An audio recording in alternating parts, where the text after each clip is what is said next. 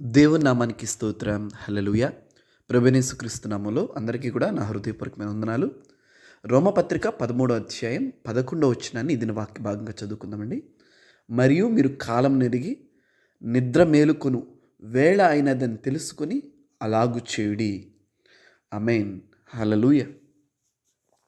చూడండి, మనం ఇప్పుడు 2025 సంవత్సరంలో ఉన్నాం.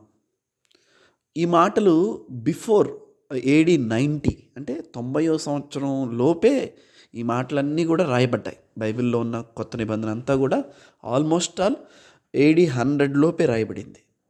కానీ అంటే సుమారు 1900 సంవత్సరాల క్రితమే అప్పటి సంఘాన్ని, అప్పటి సేవకులు దేవుని రాకకై ఆయత్తపరిచేవారు.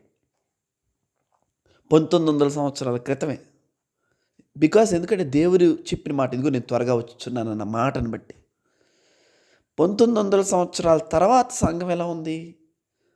జ్ఞానం ఎక్కువైపోయింది. దేవుని పుస్తకాలు ఎక్కువ చదవటం ఎక్కువైపోయింది. అంటే వాక్యాన్ని అక్షర రూపంగా తెలుసుకోవటం ఎక్కువైపోయింది. జాగ్రత్తగా వినండి, అక్షర రూపంగా. ఇవన్నీ ఎక్కువైపోయేసరికి ప్రభు ఇప్పుడే రాడలే, అది జరగాలి, ఇది జరగాలి, ఎర్రపై కనపడాలి, అక్కడ బలర్పించాలి, ఇక్కడ మందిరం కట్టాలి, అక్కడ అవి జరగాలి. దేవుని వాక్యం ఒకటే అంటుంది, రెప్పపాటులో. అంతే. దేవుని రాక రెప్పపాట్లు అయిపోద్దండి. అంటే మన కళ్ళు మూసి కళ్ళు తెరిసే లోపల అయిపోద్ది, మనకు తెలియదు అది. అందుకని దేవుడేమన్నాడంటే, మీరు కాలం నెరిగి.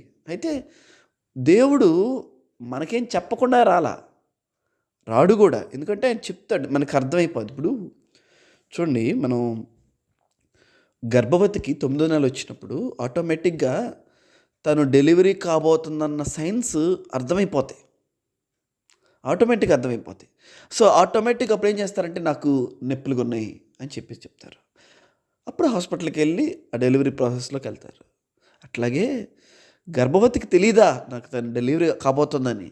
అలాగే దేవుని రాక కూడా మనకు అర్థమైంది, మనకి తెలుస్తుంది ఆయన రాబోతున్నాడని. సో మనం ఈ న్యూస్లు అవి ఇవి చూసి మనం కంగారు పడాల్సిన అవసరం లేదు. 2021 అంతమన్నారు, 25లో అంతమన్నారు, ఇది అన్నారు, ఇదన్నారు, ఇట్లా ఎన్నెన్నో. అయితే కొంతమంది ఏమో రాకడ భయాల్లో ఉండిపోతే, మరి కొంతమంది రాకడను గురించిన ఆలోచనే లేకుండా ఉన్నారు. అసలు వీళ్ళందరూ కలిపి దేవుడు ఒక మాట పెట్టేశాడు, మీరు కాలం నెరిగి నిద్ర మేలుకొని వేలైనది. అంటే ఇప్పుడు ఎక్కడున్నారు? నిద్రలో ఉన్నారనమాట. చేయొచ్చులే, చూడొచ్చులే, చేద్దామలే భక్తి. ఒకటి, దేవుని త్రాసు ఎదుట మనం నిలబడినప్పుడు మన భక్తి తేలిపోద్దా, వెయిట్ ఉందా దానికి? ఒకసారి ఆలోచన చేయాలి. దేవుడు అనలేదు బెల్షజర్తో. దేవుడు ఏం మాట్లాడాడు?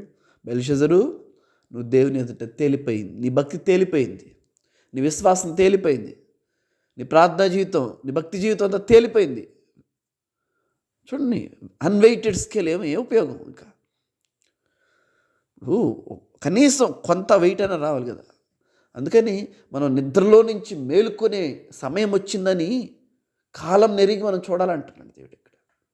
హల్లెలూయా. ఇది ఎంత అవేకనింగ్ వర్డ్, ఇది ఎంత మేల్కొలిపే మాట ఇది. ఆ దినాన 1900 సంవత్సరాల క్రితాన సంఘాన్ని ఇలా ప్రిపేర్ చేస్తుంటే, ఇప్పుడు సంఘాన్ని మనం ఎంత ప్రిపేర్ చేయాలి? ఇప్పటి సంఘం ఎంత ప్రిపేర్గా ఉండాలి? ఎవరి పనుల్లో వాళ్ళు బిజీ అయిపోతూ ఉంటే, దైవ ఆలోచనలు, దేవుని స్తుతించడం, దేవుని సంతోషపెట్టడం అన్న ఆలోచనే లేకుండా పోతుంటే, మందిరము, ప్రార్థన, సహవాసం అంటే ఇలాంటి ఆలోచనలు లేకపోతే కాలం దగ్గర పడుతుంది. కాలాన్ని ఎరగమంటున్నాడు దేవుడు. కాలము దగ్గర పడుతుంది, నిద్ర మేలుకోమంటున్నాడు. వేటిల్లో మనం ఇరుక్కుపోయి ఉన్నామో వాటి నుంచి మనం బయటికి రావాలి, అక్కడికి ఆయత్తపడాలి. మన భక్తి గట్టిదిగా ఉండాలి. పొట్టు ఎందుకండి? పొట్టు ఎవరు కొనుక్కుంటారు చెప్పండి? కాల్ చేసేవాళ్ళు కొనుక్కుంటారు. గింజలు ఎవరు కొనుక్కుంటారు? గింజలకు వాల్యూ ఉంది, పొట్టుకెందుకు? మన భక్తి తూగాలి. హల్లెలూయా. దేవునికి స్తోత్రం.